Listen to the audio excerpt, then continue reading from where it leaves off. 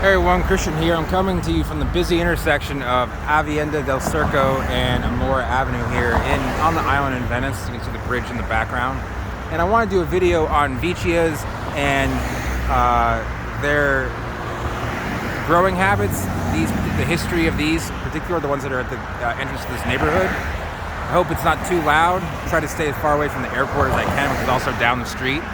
But as you can see there, across the street, there are three, I think there's actually another triple, but beyond the foliage there.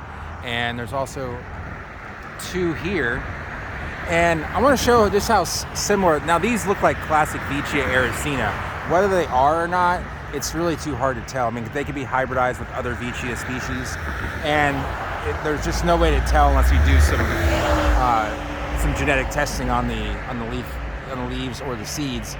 So the seeds are just coming into ripening. You can see some of the seeds are ripe.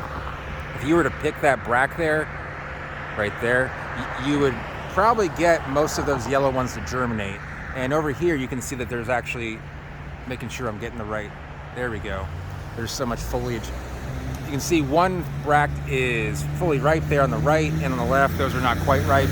And these are putting out viable seed because over here we have at least one, if not more, just volunteers coming up, which I haven't really seen much in this area. Now there aren't a lot of Veitchias planted, so that would make sense. But if you look at the similarities, if I didn't show you the crown of this palm, it would look almost like I had a very robust Christmas palm and Adenidia Morillii. Now, Adenidia Morillii used to be Veitchia Morillii, and the seeds can look almost identical. These are going to be a little bit bigger, a little bit more oval versus round. But if you were just finding them on the ground, you wouldn't know right away. Okay, this may or may not be a Veitchia. This could be Christmas and Adenidia. That's why Christmas palms were once Veitchia Morillii. So you can see these are very graceful. They grow much faster than Adenidias. They seem to tolerate the same conditions though. Same amount of frost tolerance. Around freezing they get very upset. These even more so, just a little bit, by a few degrees, but still that happens. Now, I would go and I would collect these seeds, but there's quite a bit of foliage to walk through. And honestly, I can probably find one that doesn't have any foliage to walk through. They're much more accessible. So I'll talk about the difference between this palm and why it's planted and you can just see these grow and volunteer versus this palm here, which is not volunteering, at least around here, maybe by the beach. And that just has to do with the seed size. Now coconuts, although they are planted here, you rarely will see them growing with like a full crown of leaf fronds as they are right here. If you go to the Sharkies on the pier just down the road here, about a mile and a half, there'll be plenty of coconuts, but none of them will have fronds really growing below the vertical, below the horizontal, and you won't really see any coconuts on the palm because the coconuts are considered an insurance liability.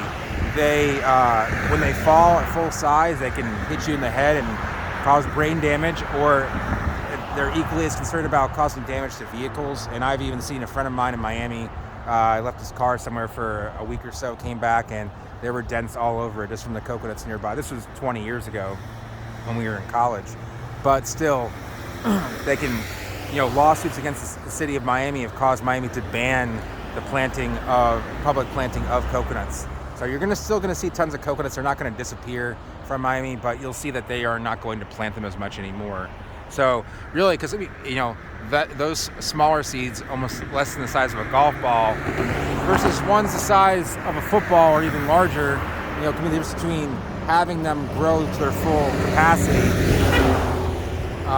here versus, that's about as large as they're going to get. This is part of an HOA, and that's why it's so when I found these growing like this, I wanted to stop and vlog them because it's actually that uncommon for me to find coconuts growing in this manner that are not just on straight private property that I have no access to. So this is kind of going to be sort of a tale of two tropical species, coconuts and Veitchias, and why some are trimmed up. Obviously these are crown shafted, so they are not going to be trimmed. They're just the boot's gonna fall off, and it's not really that dangerous. The fronds are not really dangerous on coconuts either, but they're gonna trim them in order to get to the coconuts. It makes it easier, and people are willing to pay for it, so there's going to be a service offered. So there's a little bit of information as to why you don't see the coconuts that often, in full fruit, versus why you see Veitchia very often in full fruit. So hope that was informational. If it is, if you did enjoy this vlog, give it a thumbs up. If you're new to the channel, consider subscribing, hitting that bell notification, and you will see when I put out new videos or go live. And I will see everyone next time. Thank you for watching.